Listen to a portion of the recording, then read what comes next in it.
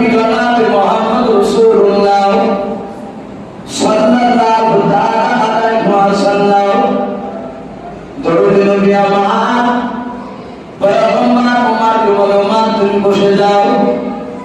আল্লাহর নবী ওসমান গনিকে ডেকে বলতে মাপ চাইলেন, আলীকে ডেকে বলতে মাপ চাইছেন। বাবা প্রতিটা সাহাবার বাবা হাত ওখানে ধরে ধরে ক্ষমা চাইছিলেন। ওমর তাকে দেখলেন নবী আমার গুনাহ করেনি, কিন্তু নবী আমার এইভাবে যদি একা করে যদি সব সাহাবার কাছে ক্ষমা চায় এটা আমাদের ব্যাধি করা হবে নবীর সামনে। না না, আল্লাহর নবীকে কোনো সাহাবার এইভাবে হাত ধরে ক্ষমা চাইতে দেওয়া যাবে না। আমাদের অন্যায় হয়েছে কিন্তু নবীর তো অন্যায় হয় না, এটা ব্যাধি হবে। ওমর নবীকে সামনে গিয়ে বলেন নবী আপনি বলেছেন সব সাহাবার মধ্যে আমার আবু বকর দামি সাহাবা, নবী গো সব সাহাবার আমাকে দামি সাহাবা বলে মানে। নবী আমি যা বলি সাহাবারা তাই শুনে নাই, আপনার পরে আমার কথা তারা মানে। নবী শুনে না, আপনি প্রতিটা সাহাবার কাছে ভাবে মাপ চাইবেন না। নবী বলেন সাহাবা বান্দার সাথে বান্দার হক আদায় করে না দিতে পারবে আমি নবী পয়গম্বর আল্লাহ আমাকে ছাড় দিবে না। আমি প্রতিটা সাহাবার কাছে এভাবে মাপ চাই। আল্লাহ রাসূলের সাহাবা বন্ধু আবু বকর বলেন নবী এইভাবে প্রতিটা সাহাবার কাছে আপনার মাপ চাওয়া লাগবে না নবী। আমি পয়গম্বরের বন্ধু আবু বকর নবী আমি সব সাহাবার পক্ষ থেকে সবার তরফ থেকে আল্লাহ নবীকে আপনাকে আমরা মাফ করে দিলাম। বলুন সুবহানাল্লাহ। কথা বুঝতে পারছেন? সবার পক্ষ থেকে মাফ করছেন না আবু বকর, আমি মাফ করে দিলাম নবী আর মাফ চাইতে হবে না। তখন নবী এবার আপনি সবাইকে একবার বলতে মাফ করে দিন, তাই মাফ হয়ে আল্লাহ নবী বলল সাহাবা আবু বকর সবার তরফ থেকে আমাকে মাফ করলে বলে হ্যাঁ, বলে আমি পয়গম্বর রাসূল এই আবু বকর আমি তোমাদেরকে মাফ করে দিলাম। ও বাবু ভাইরা যাহাতে মাফ করে দিলাম বললেন নবী আমার। আর হঠাৎ করে বামটি দেখা গেল সাহাবা, মাঝ থেকে বামটি একদম সাহাবা থমকে বামটি দাঁড়িয়ে বলেন ও বাবার নবী সব সাহাবারা আবু বকরকে দায়িত্ব দিতে পারে, কিন্তু আমি আপনার সাহাবা নবী আমি তাকে দায়িত্ব দেই না। নবী গো আমি আপনার সাহাবা, আমি আপনাকে কতক্ষণ পর্যন্ত মাফ করব না। হাজার হাজার সাহাবা সবাই অবাক, ডাক দিয়ে বলেন ও নবী, ডাক দিয়ে নবী বলেন ও সাহাবা তুমি কেন আমাকে মাফ করবে না? সাহাবা তিনি দাঁড়িয়ে আছেন বাবা, ওনার নাম আপনাদের মনে আছে কেমন জানা নাই? জানা আছে যে সাহাবা নবীকে বলছেন আমি আপনাকে মাফ করব না। ওই সাহাবার নাম হযরত সাদ ইবনে আবি ওয়াক্কাস। বলুন সুবহানাল্লাহ। সাদ ইবনে আবি ওয়াক্কাস দাঁড়িয়ে বলছেন নবী সব সাহাবা মাফ করতে পারে, আমি আপনাকে মাফ করব না। নবী বলছেন কেন, আমি কি অন্যায় করেছি? বলে হুজুর এক সময় আপনি উঠে চলে যাচ্ছিলেন, নবী যে কুত্তায় চাপতেন সে কুত্তার নাম নবী রেখেছেন আজবা। কি নাম বললেন? আজবা। রাসূলের উটের নাম ছিল। বলে নবী ভাই কথা বলি না, ভাই ও বাচ্চা ছেলেরা কথা বলবে না, আর একটু বসি, রাত্রি 1টা প্রায় হয়ে গেল, আর কিছুক্ষণ পরে ইনশাআল্লাহ দোয়া হয়ে যাবে, যেহেতু আমরা রাত্রিতে নামাজ পড়তে হবে। তো বাকি আমি বলছিলাম সে সাহাবার নাম কি বললাম? সাদ ইবনে আবি ওয়াক্কাস। যুবক সাহাবা দাঁড়িয়ে বলছে নবী আমি আপনাকে মাফ করব না। বলে কেন, আমি কি করেছিলাম তোমার? বলে আপনি আপনার আজবা উঠেছে পাহাড় ছেড়ে, আমি উঠে লাগান ধরে ধরে হেঁটে হেঁটে যাচ্ছিলাম আগামী, আপনার ডান হাতে ছিল চাবুক। আমার নবী ওই চাবুকটা দিয়ে আপনার উটের ডান দিকের পায়ে মারতে গিয়েছেন। উটের পায়ে লাগে আপনার হাতের চাবুকের আঘাত আমার এই পৃষ্ঠ মোবারকে লেগেছিল, আমার ডান দিকের কাঁধের দিকে লেগেছিল। আমার নবী আজ আপনি বলেছেন সাহাবারা আমার হাতের দ্বারায় জবানের দ্বারায় দিকে আঘাত দিয়ে থাকো, হয় আজ মাফ করে দেওয়া হবে, তার বদলা নিয়ে নাও। আমি মাফ করবো না, আমি আপনার কাছে বদলা চাই, মারতে চাই। ইমান থাকবে কথা বলবে। নবীকে মারা তো দূরের কথা, নবী চেহারার দিকে চোখটা কেমন করে তাকালেন মানুষ হয়ে যায়। আর সেই সাহাবা সাহাবী নবী আকার আল্লাহর সত্য করছেন, আমি আপনাকে চাবুক দিয়ে মারবো না, মারা পর্যন্ত নবী আমি আপনাকে মাফ করবো না। হাজার হাজার সাহাবার আমাকে কাঁদতে লাগলেন, ত্যাগের করেছে সাহাবার। যে সাহাবী না আপনার নবীর জন্য পাগল হয়ে যায়, নবীর দিনকে বাঁচানোর জন্য অনেক বেঈমানের সাথে লড়াই করেছে। আর এই সাহাবা হঠাৎ করে কেন বলছে নবীর কাছে বদলা নেব? আবু বকর বলেন, আল্লাহ নবী দয়া করে ওকে একটু সময় দেন আমাদেরকে, আমরা একটু বুঝিয়ে যদি তাকে মাফ করাতে পারে।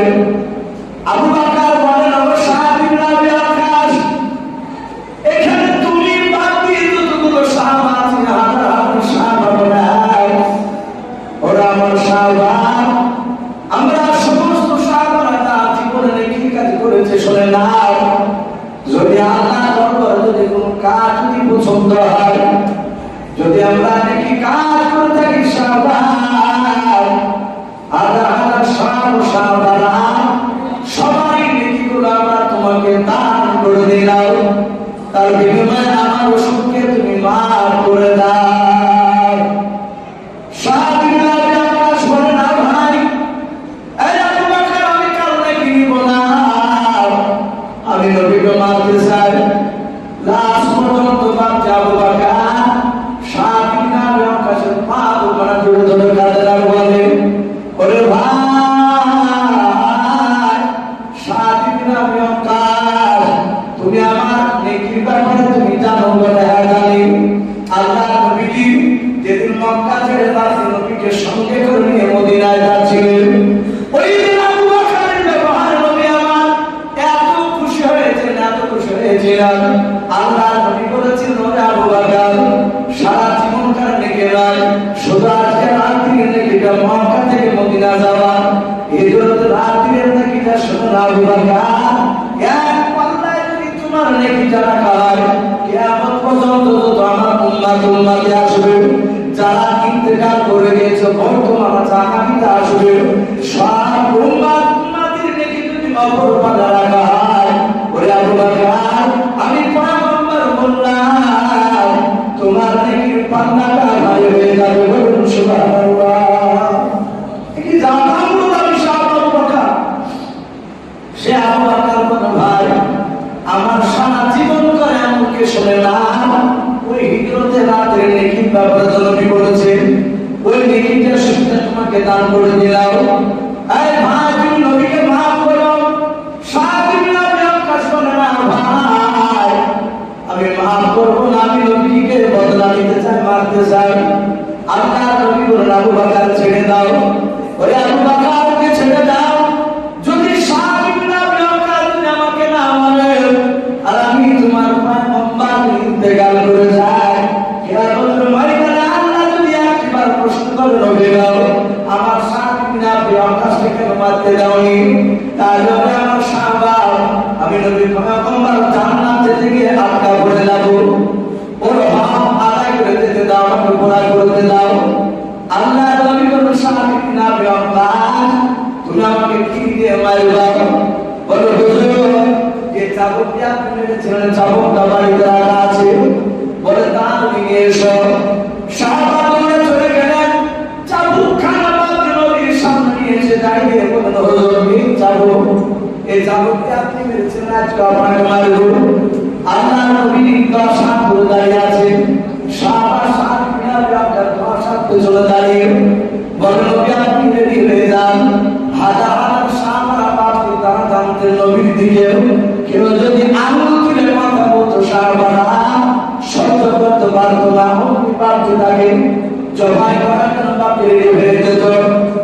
সেই নবীর সাহাবারা বাপকে মনে মনে চিন্তা করেন, আল্লাহ নবীর সামনে, আমাদের চোখের সামনে নবীকে মারবে, আমরা তাকে সহ্য করতে পারবো না।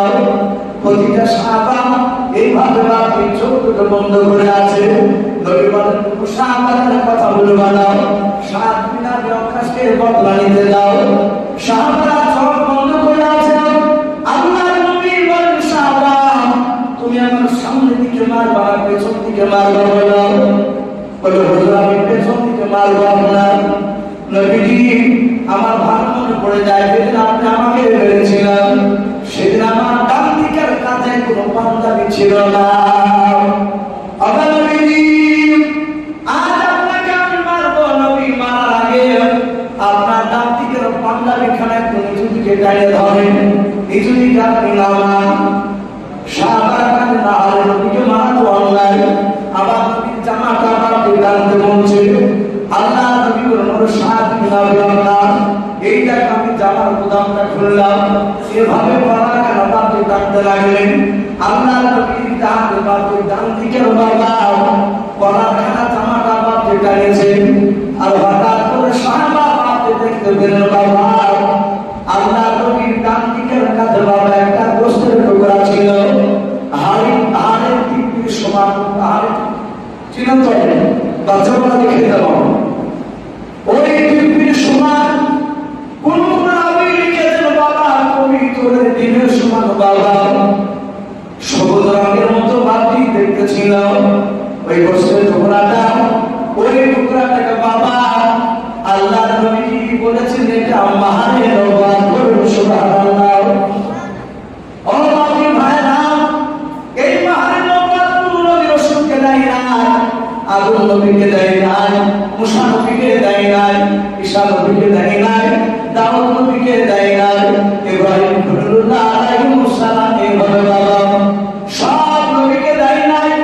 একটাই নবীকে দিয়েছেন, তিনি হচ্ছেন আপনার আমার নবী জনাবে মুহাম্মদ রাসূলুল্লাহ সাল্লাল্লাহু তাআলা আলাইহি ওয়াসাল্লাম। এই মহান নবী, ও বাবা ভাইরা, এটার কাজ কি ছিল বাবা? কিতাবে পাওয়া যায় আল্লাহ নবীর মাহারে নবুয়ত এটা সিসি ক্যামেরার মতো কাজ করে দেবেন সুবহানাল্লাহ। আল্লাহ নবী সামনে যেমন দেখতেন বাবা, নবী পেছন দিকে ঘুরে না দেখো বাবা, নবী পেছন দিকে আর সামনের মতো দেখতেন। এই সিসি ক্যামেরার দ্বারা বলুন সুবহানাল্লাহ। হযরত সালমান ফারসি বলেন, আমরা মসজিদে নববীর ভিতরে দাঁড়িয়ে গেলাম, আল্লাহর নবী মিম্বারে বাপে মেহরাবে দাঁড়ালেন, ইমামতির জায়গাতে দাঁড়িয়ে গেল, নবী আমার দিকে তাকালেন না, নবী এভাবে পশ্চিম দিকে তাকিয়ে আছেন। আল্লাহর নবী পশ্চিম দিকে তাকিয়ে বলেন, সাহাবারা কাতার সোজা করে দাঁড়াও। হযরত সালমান ফারসি বলেন, আমি 4 নাম্বার কাতারে আছি। বললাম 4 নাম্বার কাতারের পেছনে। আল্লাহর নবী পেছন দিকে তাকালেন না। আমার দাঁড়া থেকে একটু 19-20 জন্য আমি একটু সামনে দিকে বাড়তে একটু দাঁড়িয়ে বেশি করে দাঁড়াচ্ছিলাম। এবং বলেন যে ভাই পেছনে পড়ে তো সালমান বলেন, আমি আল্লাহ নবীর দিকে দেখলাম, নবী আমার দিকে তাকালেন না। 4 নাম্বার কাতারে আমি আছি, আল্লাহর নবীর পেছন থেকে নাই বাবা, সামনে থেকে নবী আমার তাকাচ্ছেন আর বলেন পেছন দিকে তাকাই না। নবী বলেন, সালমান তোমার পাতা আর একটু নিচু করে দাঁড়াও। সুবহানাল্লাহ। নামাজ শেষ হয়ে গেল, সালমানের ভিতর বাকি ভালো করে না। নবী জানতে পারলো কি করে, নবী দেখতে পারলো কি করে আমি 4 নাম্বার কাতারে আছি। নবী তো আমার দিকে ঘুরে তাকায়নি, নবী পশ্চিম দিকে বাকি দেখেছিলাম। আল্লাহ নবী বলেন, সাহাবা ভ্রমণ করে গেল, বলেন নবীজি আপনি সামনের দিকে তাকিয়ে আপনি আপনার পেছনে ছিলাম 4 নাম্বার কাতারে। ওগুলো নবী আমার পা দিয়ে শুয়ে ছিল না, তাকে করে দেখলেন। আল্লাহ নবী বলেন, সাহাবা এই সালমান শুনে নাও, আমি সামনে যেমন দেখে পেছনে তেমন দেখি। বলে হলো তাই নাকি? বলে হ্যাঁ। আল্লাহ নবী বলেন, সাহাবা আমি মাহারে নবুয়তের দ্বারায় আমি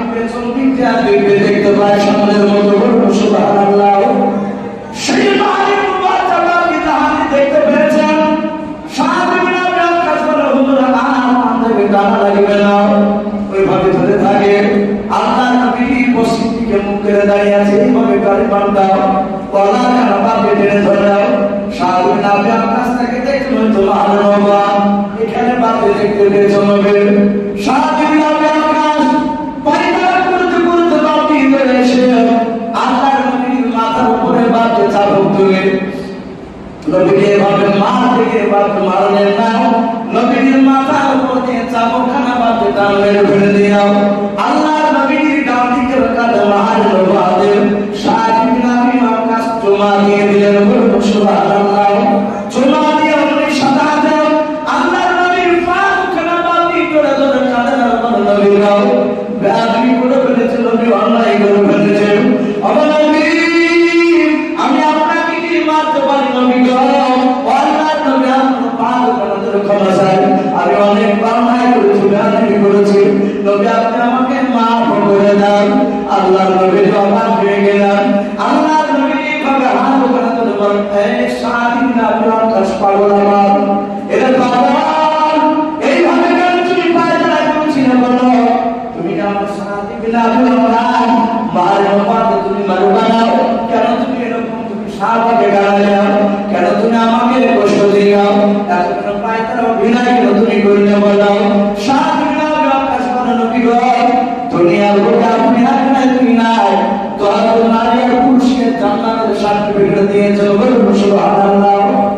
আমার পূর্বেকার বক্তা হযরত তালহার বাপের ঘটনা বলছিলেন, এই তালহা তো আদম মধ্যে একজন সাহাবা জান্নাতের, আল্লাহ নবীর সাহাবা, সাহাবীরা বিয়াকাশ নবীর হাত করে ধরে কাঁদনার নবী গো, ওই 10 নম্বর শিয়াল নবী সাহাবীরা বিয়াকাশের নাম তালা।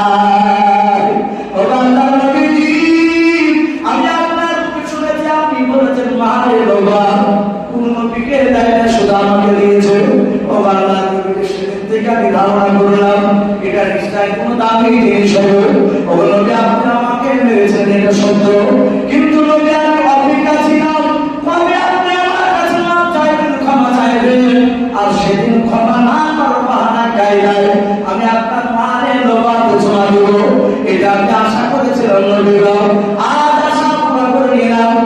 নবী আপনার পা দোকানে হাত দোকানে ধরে ক্ষমা চাই, নবী একটু দোয়া করে দেন, আমি চুমা দিয়েছি মারে নবাত নবী গো, আপনি দোয়া করে দেন যেন মারে নবাত চুমা করার কারণে আল্লাহ যেন আমাকে জাহান্নামের আগুন না দেয়, বলুন সুবহানাল্লাহ। নবী সাহাবীরা প্রকাশকে বুকের সাথে জড়িয়ে ধরলেন, কথা শোনালেন, বললেন সাহাবীর নাম প্রকাশ, এত তোমার আশা? বলে হ্যাঁ। আল্লাহ নবী বলেন, এই সাহাবীর নাম প্রকাশ, তুমি যখন মারে নবাতে চুমা দিয়েছো, আমি পয়গম্বর সব কথা দিচ্ছি জাহান্নামের আগুন আশা করি তোমাকে স্পর্শ করবে না, বলুন সুবহানাল্লাহ। সুবহানাল্লাহ। আমার বলার উদ্দেশ্যে সারা পৃথিবীর শ্রেষ্ঠ নবী কারোর কাছে অন্যায় করেন, গুনাহ করেনি, অথচ বাকি সাহাবার কাছে মাফ চেয়েছেন, এটা দেখাতে চেয়েছেন সাহাবারা আমার ইন্তেকাল করো বলো, তারা যেন মৃত্যুর আগে আগে তারা যেন সব মাফ চেয়ে যেন দিতে পারে, তারা যেন হওয়ার করে যেন আদায় করে দিতে পারে। তাই বাপজি, আমি প্রতিটা বাপজি ভাইকে বলবো, আমরা ইনশাআল্লাহ মৃত্যুর আগে কাউকে যদি আঘাত দিয়ে থাকি আমরা জানতে পারবো, আশা করি কে কাকে আঘাত দিয়েছে দাদা দিয়েছে একটু চিন্তা করে বুঝতে পারবেন, বাপজি লজ্জা করবেন না। সে গরিব হোক, আপনি বড় দোকান, তাতে কোনো অসুবিধা নেই, আপনি ভাববেন না যে আমি বড় লোক, আমি কেন আমার হাত ধরে ক্ষমা ছিল গরিব পাবো, হয়তো আল্লাহ আপনাকে ওই গরিবটার কারণে হয়তো আপনাকে জান্নাতে দিয়ে দিবে না, আর কি দিবে কিয়ামতের ময়দানে। দুনিয়ার সম্পদকে সুতরাং সুতরাং ওটা হচ্ছে আসল সুখ। বাপজি, যদি আপনাদের ভয় যদি না থাকতো, জাহান্নামের ভয়, কিয়ামতের ভয় যদি না থাকতো, বাপজি এভাবে বসে থাকতেন না, কোন আওয়াজ করে লাগিয়ে দিতেন। ঘুমকে বাপজি ছেড়ে দিন, আরামে বিছানা ত্যাগ করে একভাবে বাপজি বসে আছেন। আমি অনেক সময় দেখছি অনেক মানুষ মাজা লেগে যাচ্ছে এভাবে পাকে সরাচ্ছে, যারা আসমানে বসে সে পা তুলে বসছে, তার মানে বাপজি কষ্ট হচ্ছে সেই বাপকে মাগরিবের পর তারাবি নামাজ পড়তে এসেছে। আজ প্রায় তারাবি নামাজ, এশার নামাজ অনেকগুলো 20 রাকাত তারাবি, এক ঘন্টা নামাজ পড়ার পর ঘন্টার পর ঘন্টা এই যে বাপটি একইভাবে আল্লাহ ঘরে বসে আছে। এই নিশ্চয় ভয় আছে, উনি তো বসে আছেন। আল্লাহ কবুল করুন, আল্লাহুম্মা আমিন। তাই প্রতিটা বাপকে ভাইকে বলবো, ভাই এই লাইলাতুল কদর রাত্রিতে 4 রকম ব্যক্তির বাপকে দোয়া কবুল হয়, বাদ বাকি সবাই দোয়া করবে। 1 নম্বর বাপটি নিশাখোর ব্যক্তি, যারা সারা পান করে। আমি প্রতিটা বাপকে ভাইকে বলবো, ভাই রাগ করবে না, আমি কারো ছেলের বয়সে, আমি কারো ভাইয়ের মতো। কারণ আমার এখানে বাপকে আজকে তো প্রথম আসছি তা নয়, আমার প্রায় কয়েকবার হয়ে গেল। আমি এখানে অনেক লোককে চিনতে পারছি, বয়স্ক লোক প্রায় চিনতে পারছি। মারহুম হযরত আব্দুল মান্নান সাহেব, উনি বাপটি জিন্দা অবস্থায় আমাকে প্রায় 5 বার বলা হয়েছে ওনার এই প্রোগ্রাম। ওনার একটা যে ভাই বিলাল সাহেব, ওনার কবরে যাওয়ার করতে আমাকে নিয়ে গেছে। বাপটি উনি আমাকে ব্যক্তিগত ভালোবাসে, আমি দেখেছি। ভালো লাগার 5 বার একভাবে বাপকে ডাকতেন না। এদিকে বেশ কয়েক বছর বাপকে আসা হয়নি। আবার আল্লাহ হয়তো কপালে লিখেছিল আমার বাপকে এসেছি, রাজি ভাই হয়তো মারফত বাপকে এখানে আল্লাহ নিয়ে এসেছে, বাপকে লেখা ছিল।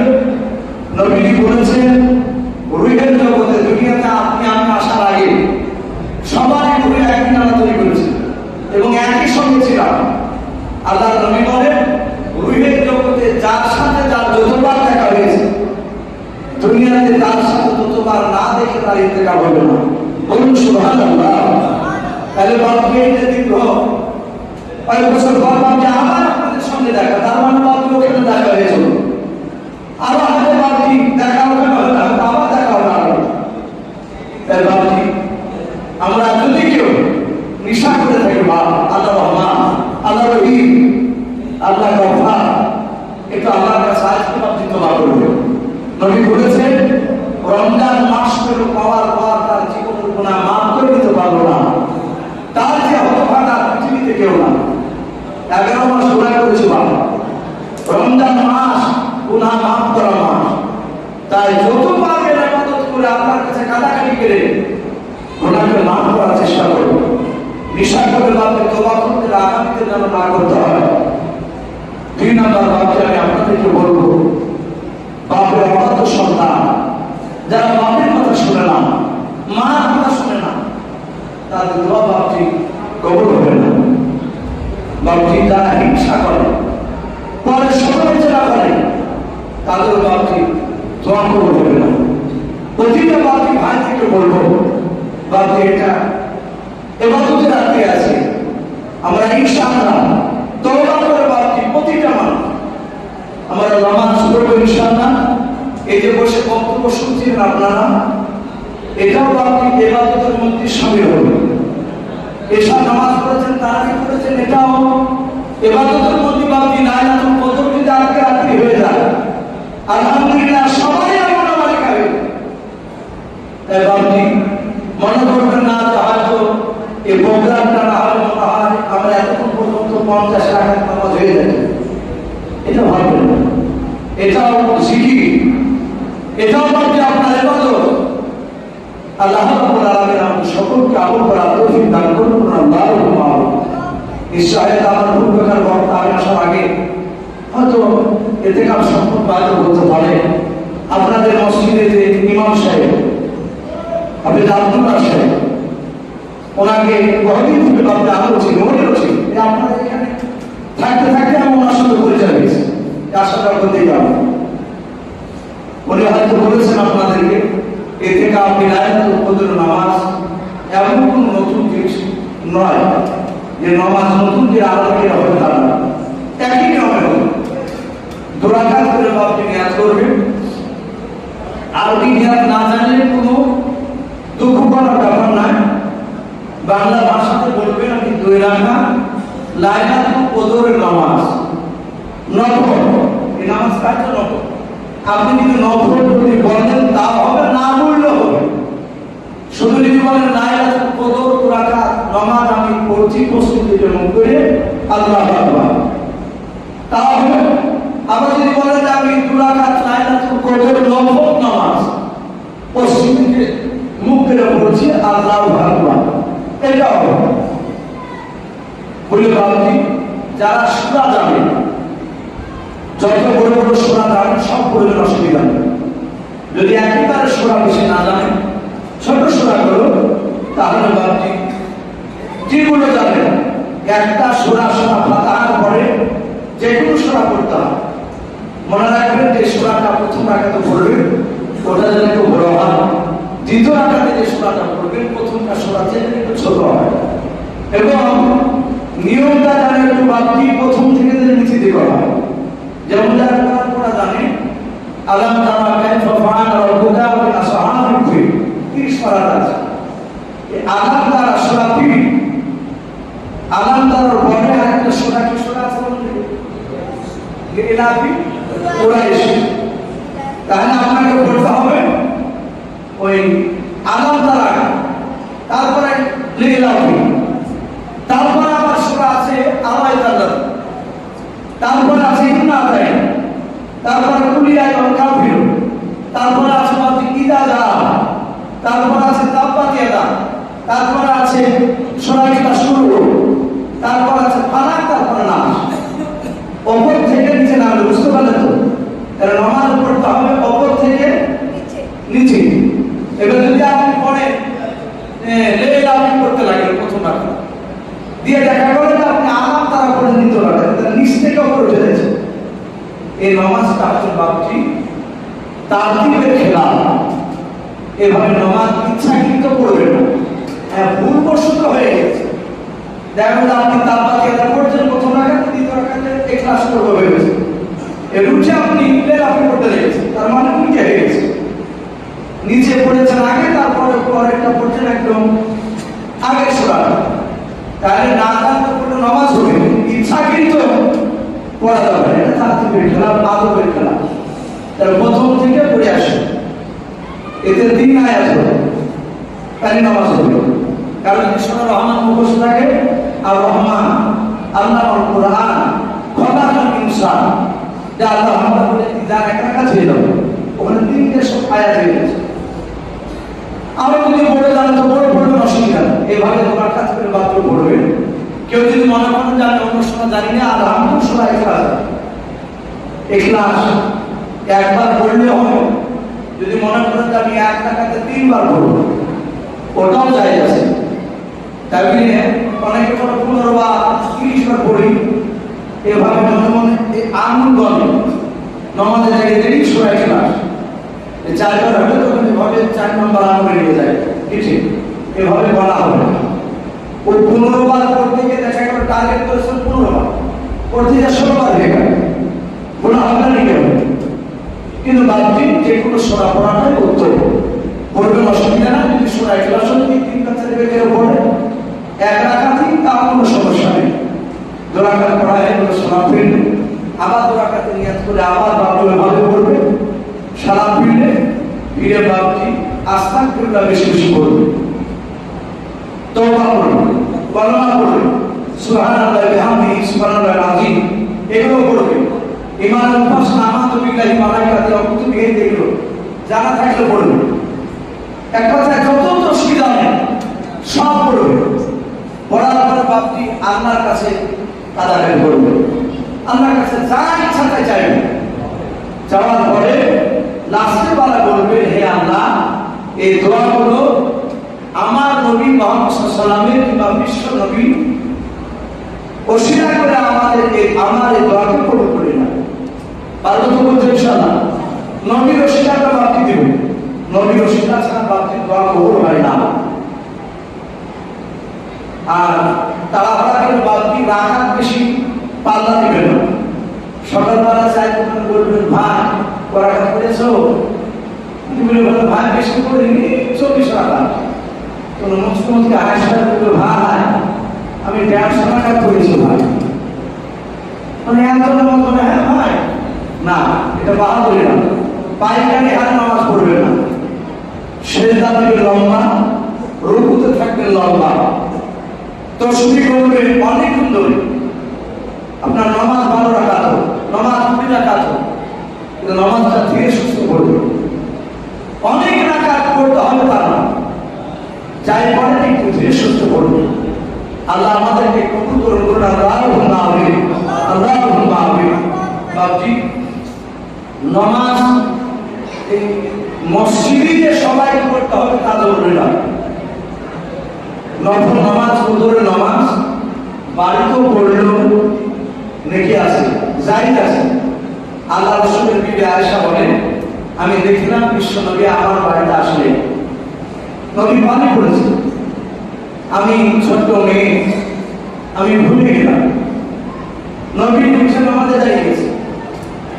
আয়েশার ঘরটা এত ছোট ছিল, নবী যখন সেজদা দিতেন আয়েশার পায়ে ভাবে টোকা মারতেন, এবং টোকা মারার কথা সরে নিলে নবী সেজদা দেওয়া। আয়েশা বলছেন, আমাকে টোকা মারতে আমি পাঠিয়ে নিতাম রাসূল সেজদা করতে। একসময় আমি যখন পাইলাম, ঘুম থেকে জাগার পর দেখলাম নবী সেজদায় আছে। নবী সেজদা থেকে মাথা তুলে না, এই তুলবে তুলবে আমি তাকাচ্ছি, তুলে না। আয়েশা বলেন, আমি ভাবলাম না নবী ইন্তেকাল করে গেছেন সেজদার উপর। তখন আয়েশা বলছেন, আমি নবীর পা গুলোকে আঙুলটা ধরে ভাবে টান না, পুরো আঙুলটা ধরে একটু চিমটি কাটতাম। তো রাসূল এইভাবে আয়েশার হাত থেকে পাটা ছোটানোর চেষ্টা করলেন। আয়েশা বলেন, আমি বুঝতে পারলাম নবী তাজা আছে, নবী তো মনে না একটু সেজদাতে আছে, চিন্তা করছে। তাই এই যে গভীর রাত্রিবেলা রাসূলুল্লাহ আয়েশার ঘরে সেজদা লম্বা হচ্ছিলেন, এগুলো ছিল বাবজি রাতের নামাজ, বাড়িতে পড়ছে। তাই বাবজি বাড়িতে যদি কিছু মানুষ পড়ে অসুবিধা নেই, আপনি একা একা নিরিবিলি জায়গায় নামাজ পড়েন, স্বামী স্ত্রী স্ত্রীকে পড়তে বলবে, তবে একই মুসাফাতে না পড়াটাই ভালো, কিন্তু দৌড়াদৌড়ি পড়বে। মেয়েদের যেহেতু জামাত নাই, স্বামীর কাছে একটু শাড়ি আলাদা করে একটু দৌড়াদৌড়ি করে পড়বে, অসুবিধা নাই। বাবজি এখানেও পড়বে, কোরআন শরীফ পড়বে, রাত্রিবেলা সবাই আসি রহমান, ওয়াকিয়া, সূরা হাসর, এগুলো বাবজি যারা জানেন একটু পড়বে, চরম নেই। কিন্তু কোরআন এমন ভাবে পড়বে মসজিদে, পাশের দিকে নামাজ পড়ে, তার যেন ইবাদতের ঘাটতি না হয়, ব্যাঘাত না ঘটে। আপনি আস্তে আস্তে পড়বেন, দরকার একটা বারান্দাতে দেখবেন একটা সাইডে ওখানে কেউ নাই, ওখানে গিয়ে নামাজ পড়বেন, কোরআন আস্তে আস্তে, যেন পাশের লোকটার কানে এসে যেন শব্দ না হয়, ইবাদতে এমন ভাবে পড়বে যেন কষ্ট না হয়। আর নামাজটা পড়ার সময় এত আলো জ্বালবেন না, হয় একটা আলো জ্বালবেন যেন আপনি কোনো জিনিস সেজদার কাছে আপনার কাছে পায়ের কোনো সাতটা পাশে দেখতে পারেন। খুব একদম ঝকঝকে করে রাখবেন না, আল্লাহর কাছে ভাবে বাবজি কাদাকাটি করবেন।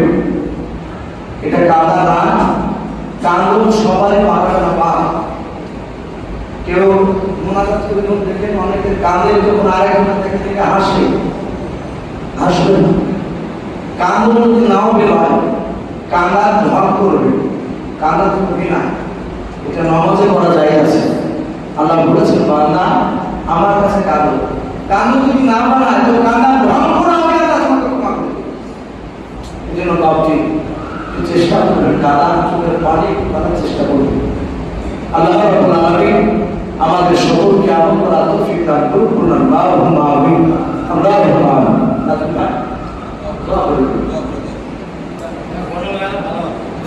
একটা বোতল বলছি, মানে যেহেতু দেখেন প্রায় দুটো বালতি পোড়া বেজে গেল। এবার একটা ঘন্টা তোমার মা বোনেরা ভাত রান্না করতে উঠবে।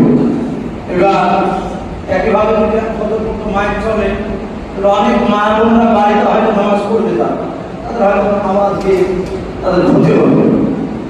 এই জন্য ভাবছি তারা হয়তো এক ঘন্টা নামাজ পড়ে তারা আবার ভাত রান্না করতে উঠবে। আমরা ভাবছি আপনারা কেউ এই বাড়িতে যে শুয়ে পড়বো এই আশা নিয়ে যাবে না।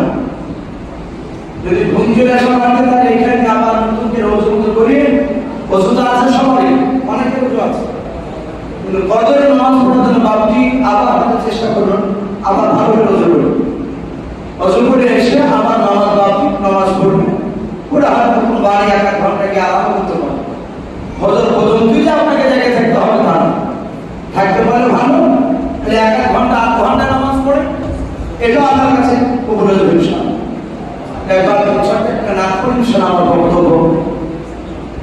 দোয়া করে আমরা ইনশাআল্লাহ লাইলাতুল কদর অধিকার করার ইনশাআল্লাহ।